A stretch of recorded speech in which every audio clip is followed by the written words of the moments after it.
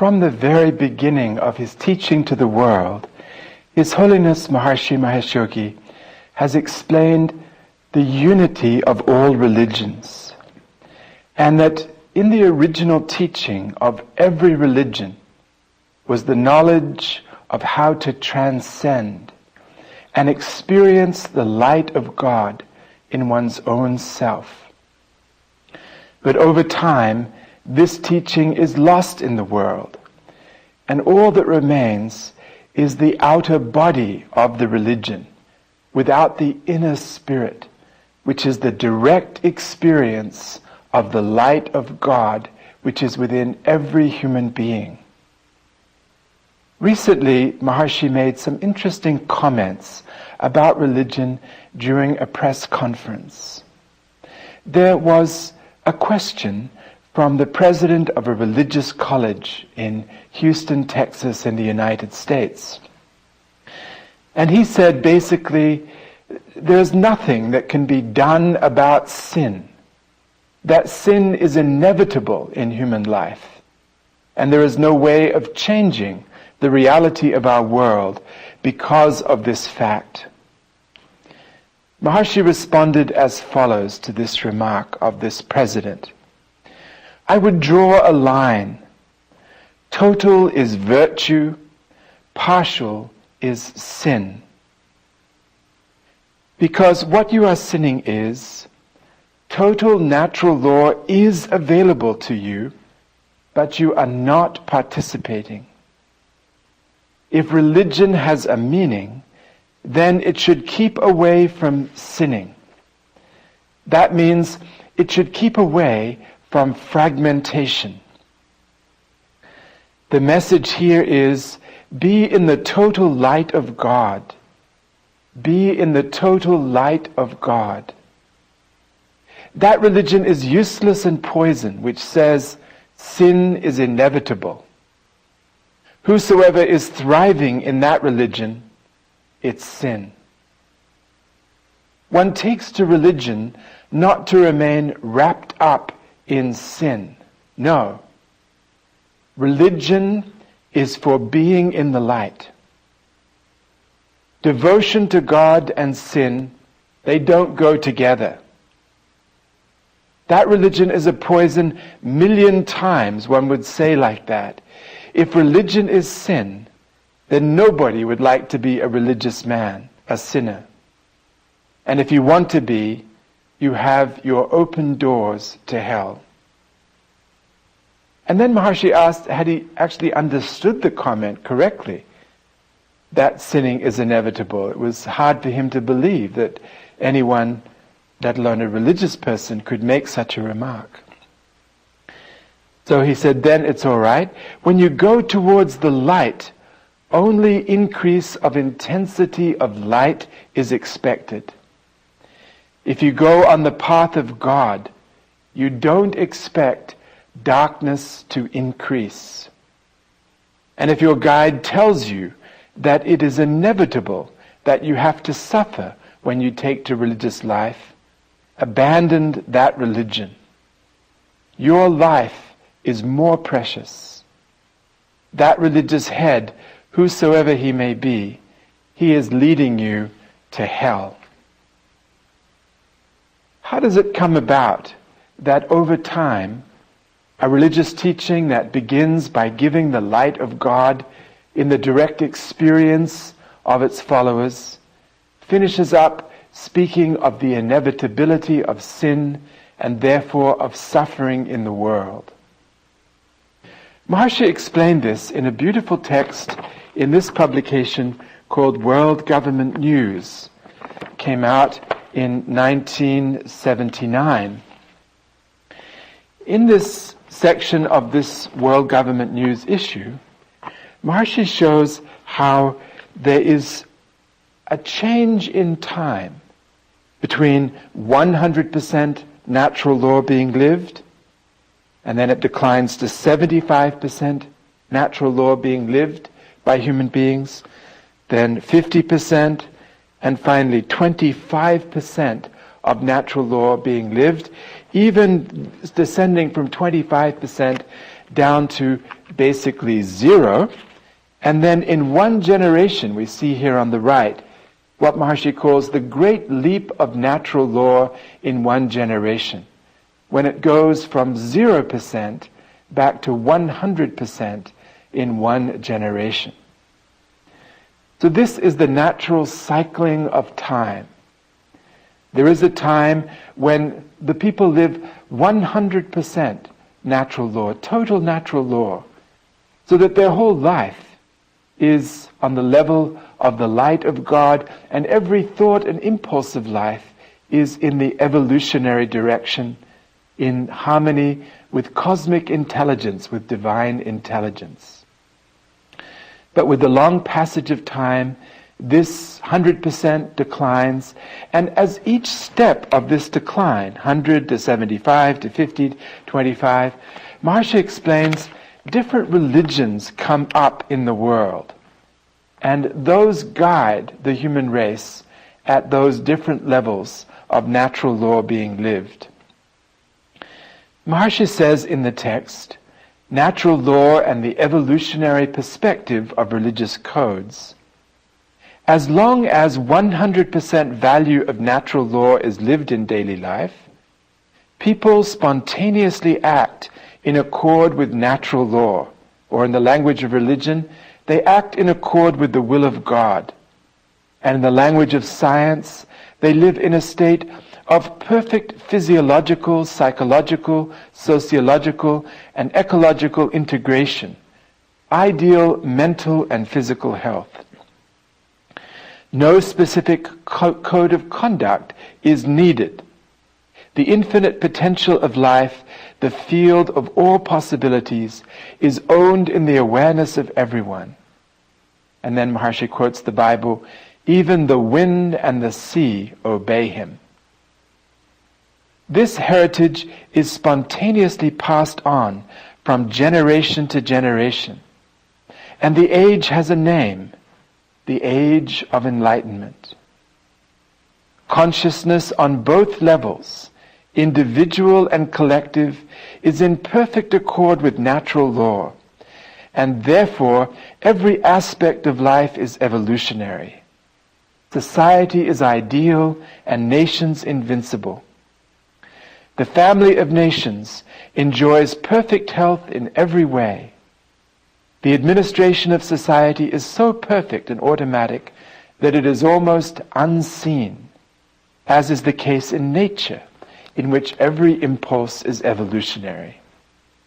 So this is the description by Maharishi of that time, the age of enlightenment, the golden age, where 100% of natural law is lived in life. But as natural law declines, Maharishi says, religious codes arise to help man and guide him to maintain the ability to live natural law as much as he can. The decline of natural law in human existence should be understood in terms of the decline of man's ability to live natural law in daily life.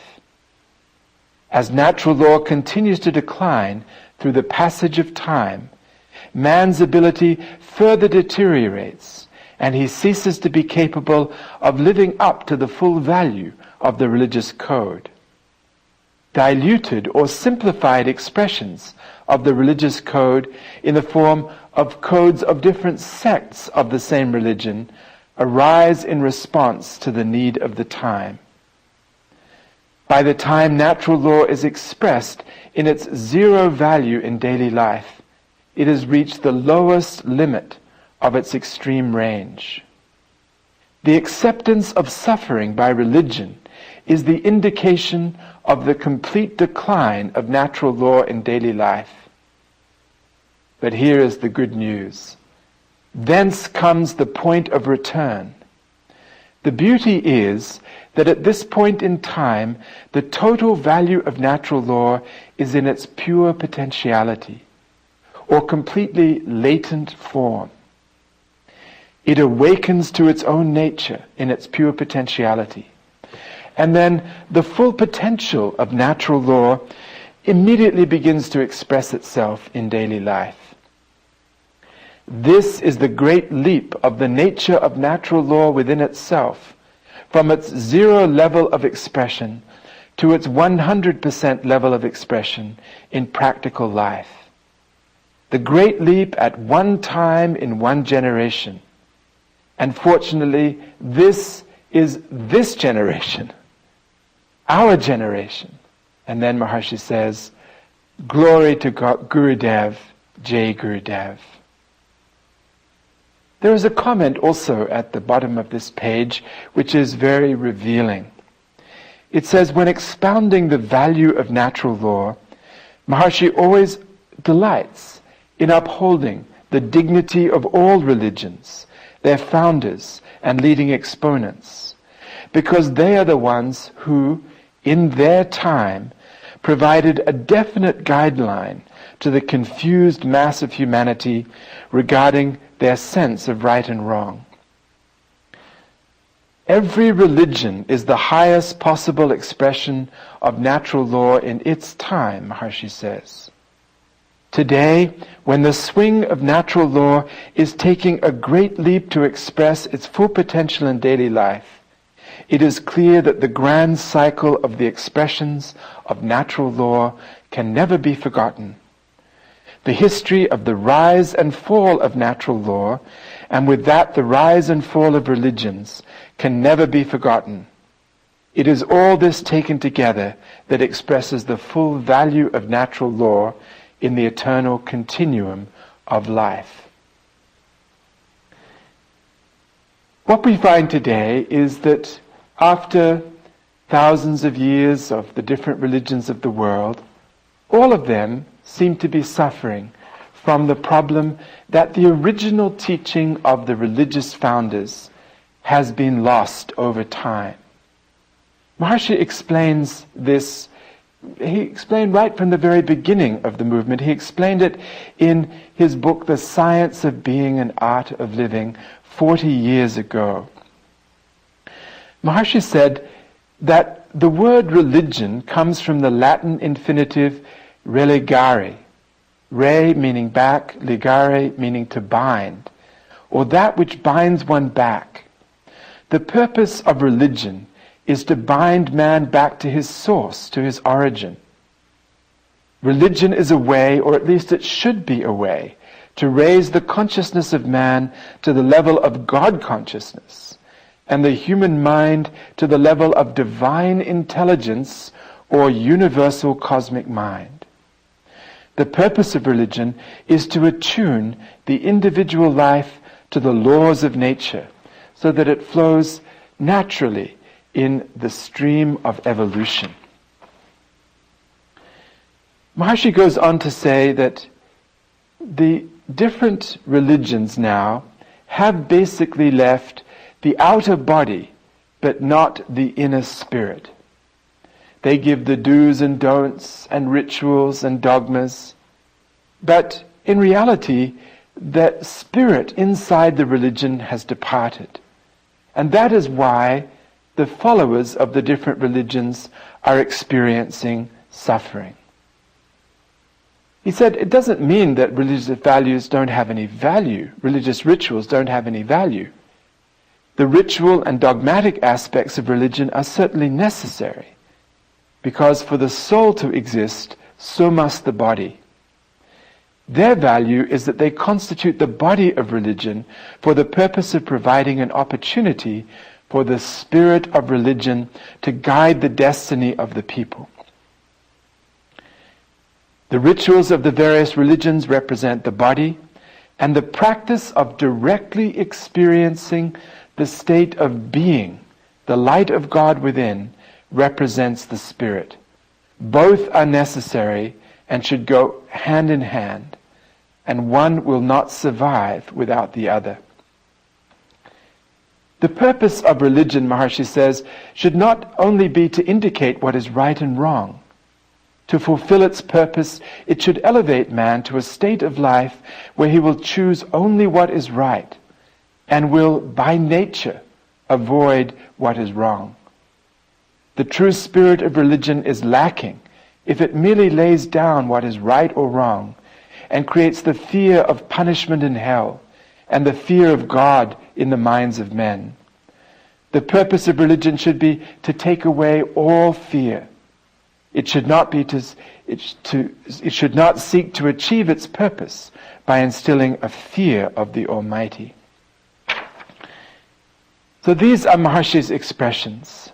The life of a religious man should show good and dynamic activity on the surface, and underneath should have that unshakable eternal peace which is found at the depth of the ocean. A religious life should be lived, Maharshi goes on to say, in bliss, joyfulness, peace, harmony, creativity, and intelligence. The stream of religious life should at least flow on the level of common sense. It should be a life of love, kindness, and tolerance, with an innate desire to help one's fellow man. These qualities should make up the natural state of mind of a religious man. If these qualities, together with the state of God consciousness, are not naturally found in a religious man, then the name of his religion is only a burden to him. And finally, Maharshi says that the practice of transcendental meditation is just that practice which will allow any follower of any religion to do what has been taught through the ages in their religion, and to rise to the level of divine being and bring fulfillment to their own religion. I bring this up also especially because these days there is quite some publicity in the media about a changing understanding of the beginning days of Christianity. These understandings have been around for a quarter of a century, but now they're beginning to get some popular currency as well. What has come out is that in the teaching of Jesus Christ, there was what one could say was a public teaching, and then there was a private and secret teaching. And that over time, only some elements of the public teaching, or the public teaching as it was subsequently interpreted by others, has been left, while the private and secret teaching has disappeared from the knowledge of the human race. The private and secret teaching is clear from basic expressions that are there in even the 4 Gospels that tell the story of the life of Jesus Christ. And those teachings indicate, first of all, that the kingdom of heaven is within every human being who is ever born. So that is the reality of everyone. The kingdom of heaven is within every human being. Jesus Christ also indicated that those who are pure in their heart shall actually see God. This was the teaching, not that it was just something for after death. It was not something just based upon faith in his teaching, and after death heaven would be experienced. But right now, here in human life, that it was possible to experience the light of God that is within every human being. In the Gospel according to St. Mark, he makes the distinction between the teaching that is given to the public and this private teaching. It says, "Unto you it is given to know the mystery of the kingdom of God. But for those outside, everything is in parables, so that they may indeed see but not perceive, that they may hear but not understand." So only for those who were initiated into the secret mysteries, into the methods of direct experience of God, only those fully and deeply understood, while those who heard on the level of just descriptions in the speeches, the sermons of Christ, they had some understanding on the intellectual level, but not that direct experience. Christ speaks also just in the way that all the great prophets and sages of the world speak about their true reality. In the Gospel of John, the Jews asked Jesus who he claims to be, And he replies, "Truly, truly, I say unto you, before Abraham was, I am." Not I was, I am. And this is the eternal I am, the eternal being. He had that same glory, he said, before the foundation of the world. That again is that eternal being spoken of by all the religions of the world, and now given as the direct experience from the Vedic teaching of His Holiness Maharishi Mahesh Yogi in this age. He gave His glory unto others, he said, so that they may be one, even as God and I are one. And he said he wanted everyone to be where I am. And he said everyone who follows a master will become just as the master, the same as the master. He was actually attacked at one point by the Jews for saying that he was one with God. And they were threatening to stone him for saying that. And he quoted the Old Testament, says to them, he says, "Is it not written in your law, I said, you are gods?" This was the teaching that was given at that time. So this was the reality, and in the first centuries after Christ, for those who were spiritually deserving, who had very high quality of purity in their life, this secret teaching was given, and it was even written down. And the fact that it existed is seen in the writings of Saint Clement of Alexandria, who clearly acknowledges in his writings that there was a secret teaching of Christ, and it was expressed in a secret gospel of Mark, who wrote down many of these most private and secret teachings. So why did it not continue and survive this secret teaching? What happened was that it began to get out. There was a teacher called Carpocrates who took that secret teaching and started to make it more public. And multitudes of people were coming and listening and wanting to learn these secrets, receive this initiation to directly experience the kingdom of heaven that was within them, within everyone.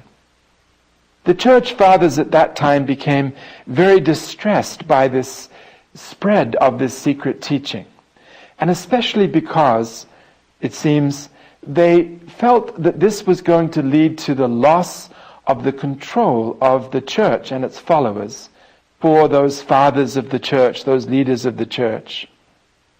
St. Clement says, when he was writing to others at that time, they found this text quite recently in the old manuscript.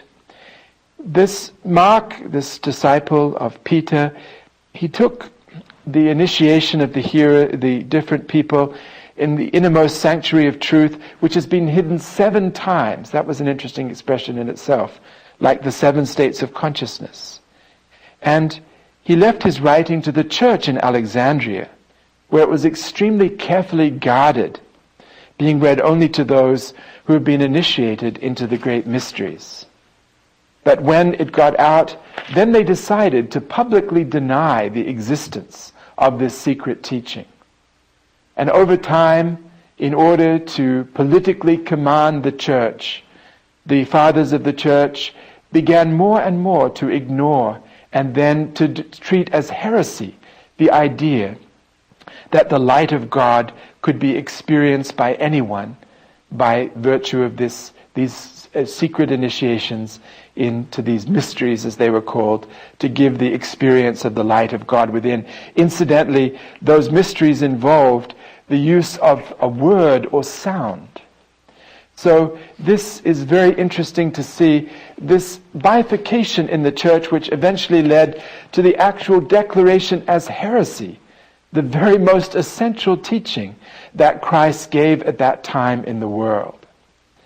Unfortunately, this has been the fate of teachers throughout the ages, that as time goes by, that essential pure teaching is lost to the human race.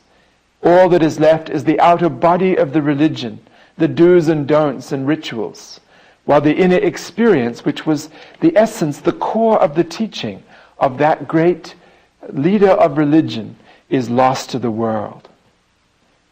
Just to give you some idea that this is not just something that was from this one letter, but actually has been found now in many books that were left out of the Bible. About 80 books were left out of the Bible that were more precisely focused on this secret teaching of Christ. Many of them were, at least, including, for example, the Gospel of St. Thomas, which reads very much like the Upanishads in so many different ways.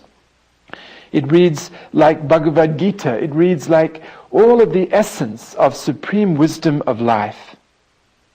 Here are some examples of what you can find in this teaching of Christ when you look into the full range of what he taught, available in all the books, not just the books that were chosen about 350 years after he died to become the Bible. He was asked, for example, what is the sign of God within you? He said it is movement and rest. And everyone who watches Maharshi's addresses knows Maharshi constantly speaking of the reality of consciousness as silence and dynamism both together. Christ speaks of this as he wants to fill his followers with the joy with which he is filled, so far from the image of suffering, and so close to the teaching of Maharshi that life is infinite bliss. Christ said, "For I know that you are able to do everything with joy, and for the person is unconditionally free." He also spoke of the greatness, something called the greatness, just like the word Brahm, and that in the greatness was the word meaning the sound, and that all heaven on earth were the manifestations of that sound in the greatness. Just exactly the reality of Brahm, of totality, of Vedic sound, expressing as the laws of nature and the whole universe. He also said that for those who are united, that is the life of bliss and joy. But for those who are divided, who do not experience the unity that is within, then they have the darkness of life, suffering in life. How to know God? Christ says, "Peace dwells in the heart of silence. Be still and know that I am God." He also said in one other text, "And thy body, thy heart, and thy mind shall join in oneness, in sacred flight, to the heavenly sea of peace." It is just what Maharshi teaches to the world. Experience that stillness, that silence of consciousness by transcending. Experience that reality and live in that heavenly sea of peace. Christ said the law of God is within you, not in the books. He said it is written in everything. It is in the grass, in the tree, in the river, in the mountains, but chiefly it is in yourselves. Describing just what His Majesty Raja Ram describes, the discovery of total natural law in the physiology of everyone and in the consciousness of everyone. This is the reality of total natural law. It is in everything in creation, in every grain of creation, but find it in your own self. He also said that self-knowledge is the key. Those who know all but are lacking in the knowledge of themselves are utterly lacking. While you are walking with me, though you are ignorant of other things, already you have obtained knowledge, and you will be described as one who knows the self. So all of these beautiful expressions are there, and the emphasis on experiencing this reality here and now, not later, but now, immediately in the present. It is a misfortune that these essential teachings have gone out of all the religions of the world. You can find the same precious divine insights in all of the religions of the world, and all of them are just completely reminiscent, are exactly the same as the expressions that Maharishi brings us from the eternal Ved, which is the Nitya and Aparishaya reality of Atma, the source of all natural law and the source of all religions on earth. But now the path is wide open for every religious follower, without changing their religion, without changing the authority of their priests or anything within their own structure, simply to give themselves the experience of that light of God, that kingdom of heaven within, and rise to that higher state of consciousness, which will give them the direct realization of God. Not just the talk of it, the words about it, but the direct experience of God realization and of unity with God. And on that basis, life that is in the divine flow of evolution, and in which all possibilities are available, the wind and the sea obey such individuals. This is the golden time that is coming, the fulfillment of all religious traditions on earth, thanks to the teachings of His Holiness Maharishi Mahesh Yogi.